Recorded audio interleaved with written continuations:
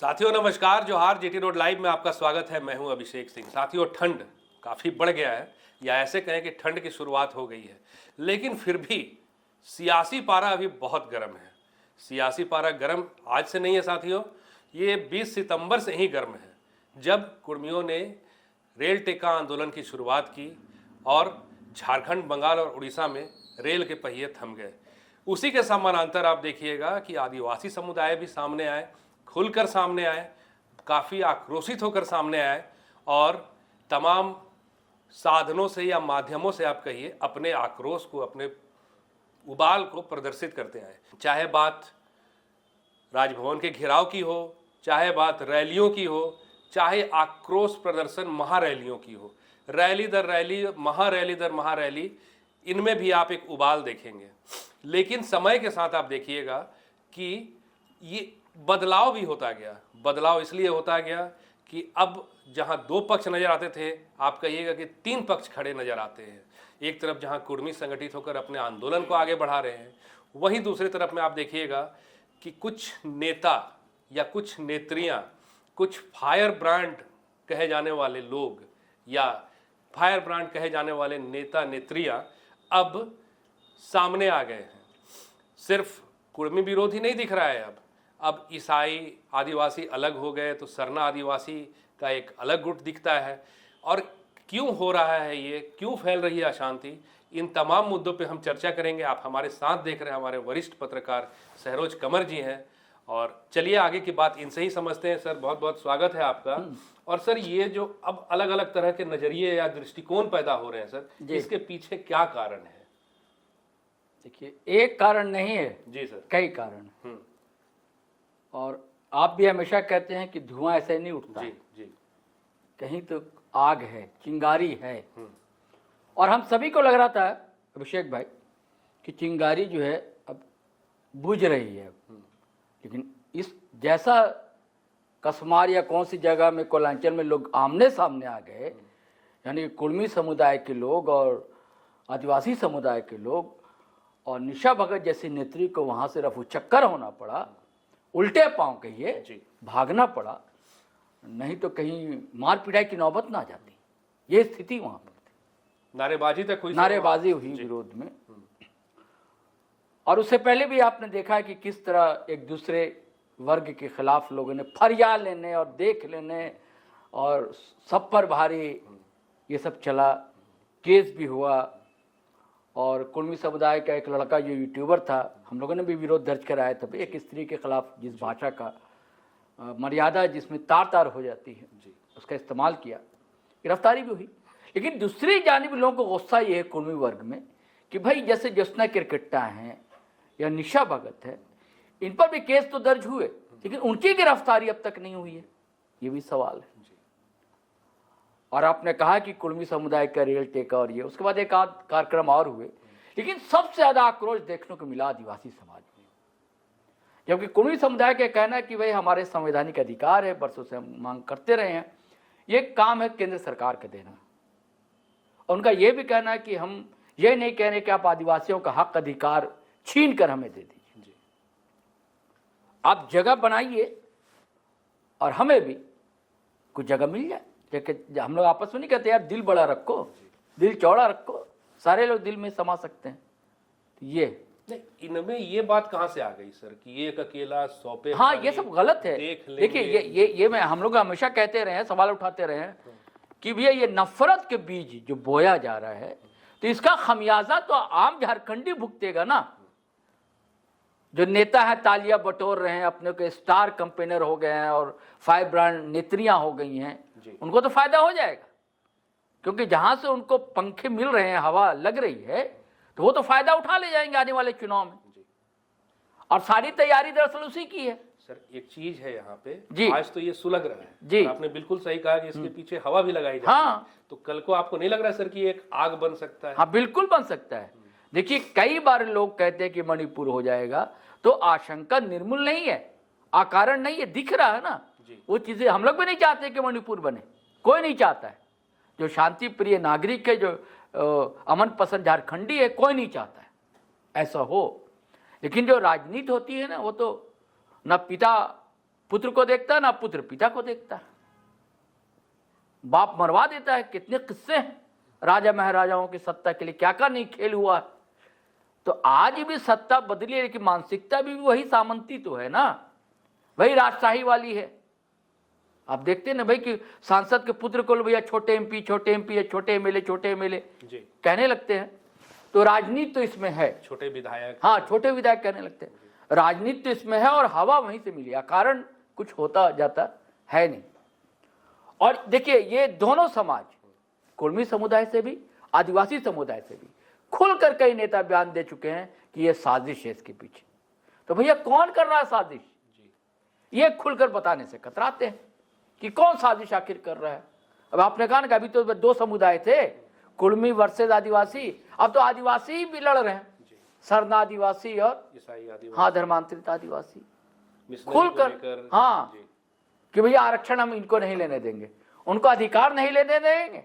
और जो धर्मांतरित है आदिवासी ने जो धन परिवर्तन कर लिया, ईसाई हो गए, उनको भी अब हम आरक्षण नहीं लेने देंगे। अब तक जो हुआ बहुत हुआ, इसको हम लेने ही नहीं देंगे ये अधिकार। ये बातें सामने आ रही हैं। राजनीतिक रूप से देखेंगे सर अगर इसको जी, तो आप देखिए ना कि भाजपा की जो एंट्री रही है झारखंड जी। में, खास करके वो जो एसटी या फिर अनुसूचित 28 सीटें हैं, वहां पे सेंधमारी कर नहीं सकी है, आदिवासियों के लिए आरक्षित जो सीटें। जी बिल्कुल। तो क्या ऐसा लग रहा है सर कि कुछ इन मुद्दों को उठा करके इसके पीछे कोई रणनीति हो सकती है, या ऐसा हो सकता है कि कुर्मियों को आदिवासी के श्रेणी में लाना, एसटी का दर्जा देना, ऐसा कोई चाल करके उन आदिवासी बहुल सीटों पे, चूंकि वहां आप देखिएगा कहीं भी जहां आदिवासी हैं वहां कुर्मी भी समानांतर हैं, आदिवासी और कुर्मी की आबादी लगभग एक जैसी है, तो एक वर्ग को अपने प्रति झुकाने की एक साजिश ऐसी लगती है सर? हाँ हो सकता है, इससे इनकार नहीं किया जा सकता। और आपने तो तस्वीर रखी सामने कि भाई 28 सीट में बस एक मुश्किल से टाइगर कोल्हान जीत सके, और अपने साहबजादे को उपचुनाव में भी नहीं जिता सके। अब बुरी तरह हार मिली, 38,000 वोट, अभिषेक भाई कम नहीं होते, 38,000 मतों से करारी हार मिली बाबूलाल सोरेन को। हाँ पिछली बार 20,000 का फासला था, 20-22,000 का फासला था, और अभी 38,000 कम नहीं है ना, 16,000 कह लीजिए। अगर 22,000 मिला होगा तो इधर 16,000 बढ़ गया है ना। इतना मतों से हार मिली है। और देखिए बेचैनी है भाजपा को। आप देखेंगे उत्तर प्रदेश में उनका एक समीकरण था, पीडीए, पिछड़ा दलित अल्पसंख्यक, ये था किनका, सपा का, जिसके कारण से उनको ठीक ठाक विधानसभा में जीत नहीं सके, सत्ता नहीं, लेकिन ठीक ठाक मत मिले और विधायक बने समाजवादी पार्टी के। तो वहां देखा कि भैया भाजपा ने कि समाजवादी का जो कोर वोट है वो यादव है, मुस्लिम है, उसके बाद और लोग हैं। तो भाजपा ने कोशिश की कि यादव और मुस्लिम से जो अलग लोग हैं, और भी तो ओबीसी हैं वहां पर, उनको जोड़ा, जैसे मल्ला हैं, पटेल हैं, कुर्मी है, वहां पर ऐसे कई लोग हैं, छोटी छोटी जातियां हैं, सबको जोड़ा ताकि उसका जो कोर है खत्म हो, सपा का। यही खेल किया गया बिहार में अभी, ठीक है। तो यहां भी पिछले विधानसभा चुनाव के समय ये कोशिश में थी भाजपा का जो वोट बैंक है उसको तोड़ा जाए। तो पहले कोशिश की गई बांग्लादेशी के नाम पर कि मुस्लिम और आदिवासी के बीच तनाव हो, है ना, वो हो ताकि वो बिखरे। अब बिखरे तो हमारी तरफ मिले, लेकिन वो प्लान टाइट है, फिस हो गया, कामयाब नहीं हुआ 2024 के चुनाव। हाँ नहीं हुआ कामयाब। तो उसके बाद फिर कोशिश जारी है, भाजपा कभी थकती नहीं है ना, वो लगी रहती है अपने मुद्दे पर। लेकिन सोचा कि खाली इससे काम नहीं बनेगा, अगर मान लीजिए ये नहीं, हमारी रणनीति असफल हो गई, तो फिर कुर्मियों को, है ना, वहां के नेताओं को। अब शैलेंद्र महतो को तो भाई भाजपा के ही नेता भी है ना, सांसद भी रहे, आभा महतो उनकी पत्नी भी सांसद रही हैं, और पीएम जब उस समय आए थे तो मिले भी थे इन लोगों से। और उधर जो है एनडीए में आजसू पार्टी है, कुर्मियों की पार्टी कही जाती है, नेता तो कुर्मी समाज से ही आते हैं, चाहे चंद्रप्रकाश चौधरी हों या और भी कई लीडर, तिवारी महतो हों, चाहे सुदेश महतो खुद सुप्रीमो हों। तो इस मुद्दे को गर्म किया गया, विद्युत वरण महतो इस मुद्दे को, क्योंकि ओबीसी का बड़ा वोट बैंक है, और खास करके कुर्मी समाज का, इस समाज को। और उधर जो है सरना आदिवासी और क्रिश्चियन, इस मामले को बहुत पहले से गरमाया जाता रहा है और अब खुलकर सामने आ गई हैं। अब देखिए, आजसू पार्टी की है ज्योत्सना किरकिट्टा जी, उनकी कहीं ना कहीं सहानुभूति क्रिश्चियनिटी से भी है ना, तो वो बचती हैं इस बात को कहने को। लेकिन जब कुर्मी समुदाय पर अटैक करती हैं वो आजसू में रहते हुए, तो अपने नेता पर अटैक नहीं करती हैं, वो जयराम महतो पर अटैक करती हैं। कुर्मी समुदाय पर अटैक करती हैं लेकिन ज्यादा निशाने पर जी, जयराम महतो रहते हैं, बिल्कुल। क्योंकि आजसू में है। अब आजसू वाले क्यों नहीं बोलते हैं कि उनका तो अपने की रणनीति है ना, साहब लोग बताए होंगे, बड़े साहब लोग, थोड़ा छूट देनी है थोड़ी सी, तो लगता है कि छूट दे रखी है। हालांकि खबर बीच में आई थी कि ज्योत्सना किरकिट्टा को डांटा फटकारा गया, लेकिन ऐसा दिखता नहीं। हर जगह उनके बयान देख लीजिए ना, कितनी मर्यादा रहती है, कहते हैं ना अमृत टपक। हाँ, कितना अमृत टपकता है उनके कंड से, आप देखते हैं।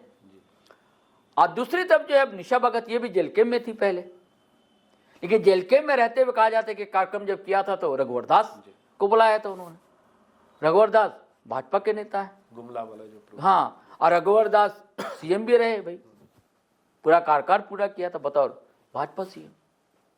तो अब आप देख लीजिए, चाहे ज्योत्सना हो चाहे वो, किधर निकट है दोनों, एनडीए की तरफ निकट है। और इधर देख लीजिए, जयराम महतो को तो कूदना पड़ा ना, वो तो वोट बैंक की राजनीति होती है। जयराम महतो को लगा कि भैया ये सारा क्रेडिट जो है आजसू ले जाएगी तो हम रह जाएंगे अकेले, क्योंकि एक राजनीति ये भी है ना कि जयराम महतो जो उभर रहा है, ऊर्जावान है, प्रतिभाशाली, अब भीड़ जुटती है हर समाज के लोगों की, तो उसको भी तो तोड़ना है। ये भी प्लानिंग है लोगों की। पहले तो कोशिश बहुत की गई कि उनको ही ले आया जाए, पिछले चुनाव में भी तरह तरह के प्रलोभन, हेलीकॉप्टर के, तो आपको मंत्री बना दिया जाएगा, दो आपके मंत्री होंगे, इतने सब कुछ चला। बाद में सारी चीजें खुलकर सामने आई। तो ऐसा नहीं कि अभी भी प्रयास नहीं हो रहा होगा, प्रयास तो अभी भी लगा होगा ना। क्यों नहीं, युवा छवि के नेता है, कहीं भी इनका हाँ, भीड़ भी जो होता है, भीड़ भी जुड़ जाती है, स्वतः स्फूर्त हर समाज के लोग आते हैं। तो इससे तो बिल्कुल इनकार नहीं किया जा सकता कि इसके पीछे एक राष्ट्रीय बड़ी पार्टी है। अब खुल का कहा जाए, लोग अब कहने लगे हैं कि कहीं भारतीय जनता पार्टी तो नहीं है, उसका खेल तो नहीं चल रहा है ये बड़ा खेल, क्योंकि आने वाले चुनाव को देखना है कि कहीं से भी वोट बिखरेगा जेएमएम का, इंडिया गठबंधन का जो महागठबंधन है यहाँ, तो वो चाहे ओबीसी का कुछ वोट मिल जाए, आदिवासी सरना आदिवासी और क्रिश्चियन आदिवासी बटे तो वो वोट इधर कुछ मिल जाए, हाँ, तो ये फायदा हो। क्योंकि चुनाव में तो आपको पता है जो आदिवासी के लिए आरक्षित सीट वहां भी नसीब नहीं हुआ, और जो ओबीसी वगैरह जहां आबादी थी वो भी नहीं मिला। 14-16 सीट में डेंट कर दिया था जेल कैंप ने। इसका खमियाजा तो सबसे ज्यादा भुगतना पड़ा भारतीय जनता पार्टी को। तो भाई उसकी भी रणनीति हो सकती है, इसमें इनकार क्या। हर पार्टी चाहती है बेसत्ता हासिल करना, तो उसकी रणनीति हो सकती है, इससे इनकार नहीं किया जा सकता। हर राजनीतिक पंडित इस बात को कह रहा है और अब खुलकर कह रहा है, और आपको मैंने कहा भी कि हर वर्ग के नेता जो है अब खुलकर कह रहे हैं। जी, तो बिल्कुल सही कहा सरोज सर ने कि आप सुनेंगे जहां आग लगती है वहीं धुआं होता है। तो साथियों, आग तो कहीं ना कहीं जरूर है, तभी धुआं उठ रहा है, तभी गुबार दिख रहा है। बहरहाल इसके पीछे कौन है, क्या साजिशें हैं और किस तरह का रंग रूप लेगा ये आंदोलन आगे चल के, ये साथियों आने वाला वक्त बताएगा। आज के लिए बस इतना ही। जाते जाते आपसे वही आग्रह है कि अगर आपने हमारे चैनल को सब्सक्राइब नहीं किया तो ज़रूर से कर लीजिए, और हमारे वीडियो को लाइक ज़रूर कीजिए, शेयर ज़रूर कीजिए, कमेंट ज़रूर कीजिए। आज्ञा दीजिए साथियों, नमस्कार, जय हिंद, जय भारत।